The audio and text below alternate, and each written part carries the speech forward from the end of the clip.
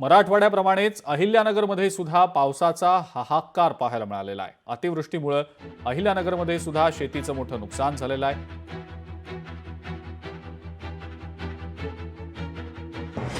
आता सगळं आज पाहणी केली, शेतकऱ्यांच्या समस्या ऐकून घेतल्या। काही ठिकाणी पुलाची अडचण आहे, काही लोकांनी मागणी केली कॅनॉलवरच्या पुलाची असेल तर 95 मध्ये सुद्धा काही थोडा उशीर होतोय। या सगळ्या सूचना जिल्हाधिकारी महोदयांनी दिलेल्या आहेत। कारण आता सगळ्याच गावांनी 95 करायचे, तेवढा स्टाफ आता तर आम्ही अन्य गावातून उपलब्ध करतोय।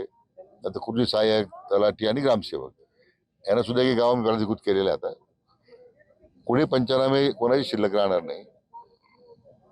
बऱ्याच भागामध्ये पाणी आहे, त्या ठिकाणी जाऊ शकत नाही, त्यामुळे त्याच्या नोंदीप्रमाणे सरसकट 95 करायची सूचना दिलेल्या आहेत। त्यामुळे त्याच्यातूनही मग शेतकरी कोणी मदतीपासून वंचित राहणार नाही। लोकशाही मराठी ऐका, पहा, जागरूक रहा।